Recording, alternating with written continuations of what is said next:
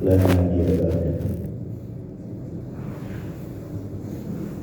Pertama-tama saya ingin menyampaikan dalam kesempatan kali ini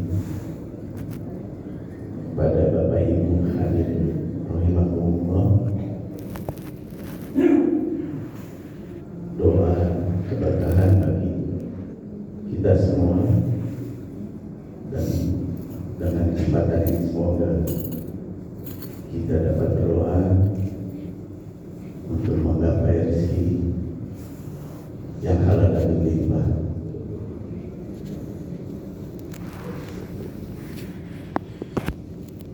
Dengan tadi dibuka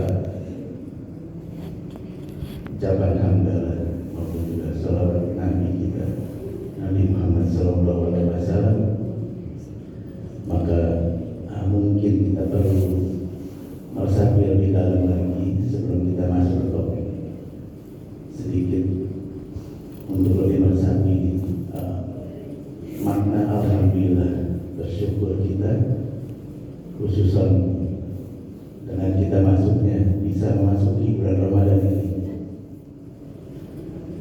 Kalau kita coba lihat dari salah satu hadis riwayat Ibnu Majah,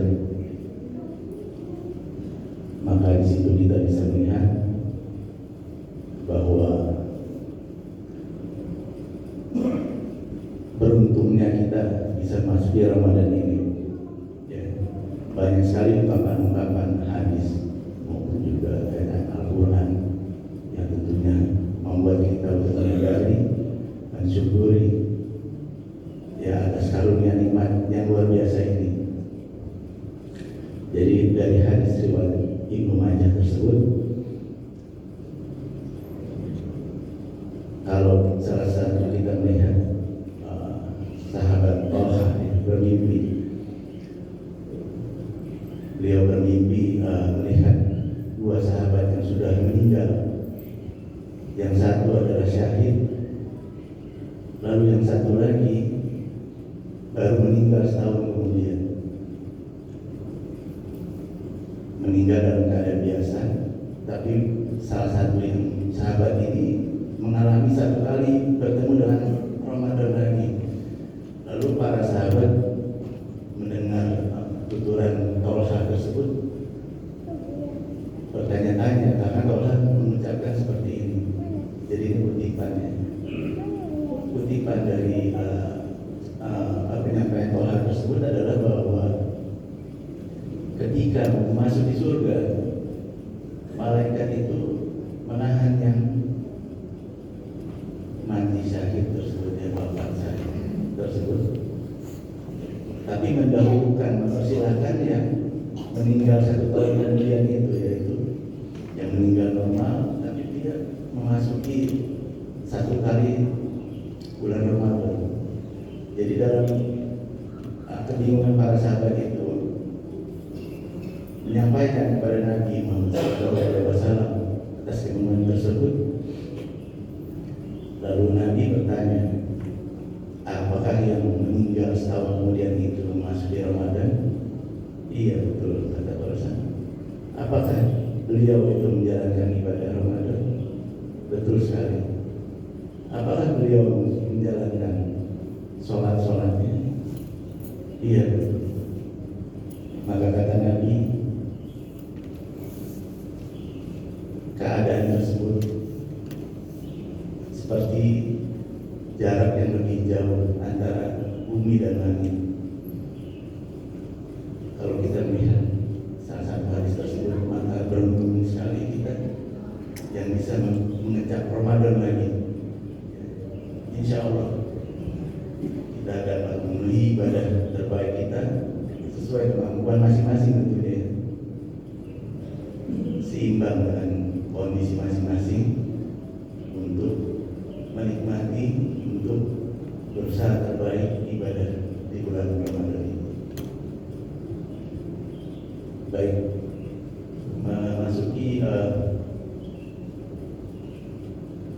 judul besar yang dicanangkan oleh masjid kita tercinta ini kali ini adalah bagaimana bisa bersama keluarga masuk surga.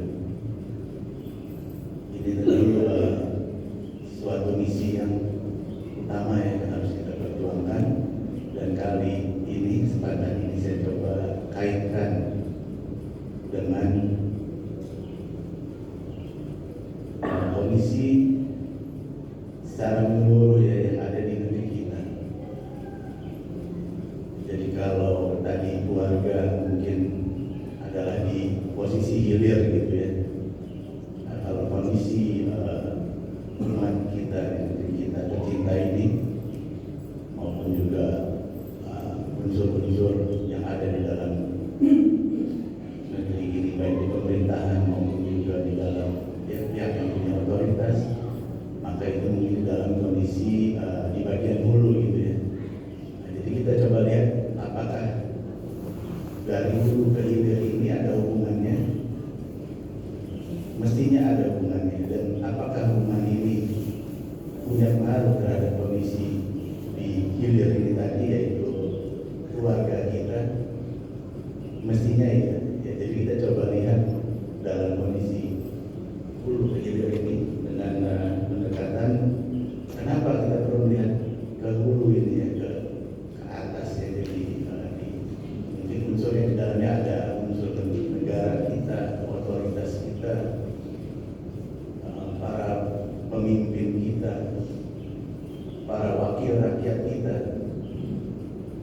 Sedikit kita coba singgung di situ. Kenapa? Karena memang kita, apalagi generasi muda dan remaja sekarang ya, kasihan, mereka sering diberikan tontonan konflik sosial ya. Jadi ini cukup krusial ya bagi kita semua. Konflik sosial yang terjadi ini jadi tontonan karena media sosial sudah mudah diakses ya di mana-mana. Walaupun selalu diiringi ya, ada yang positif, ada yang negatif. Tapi di sini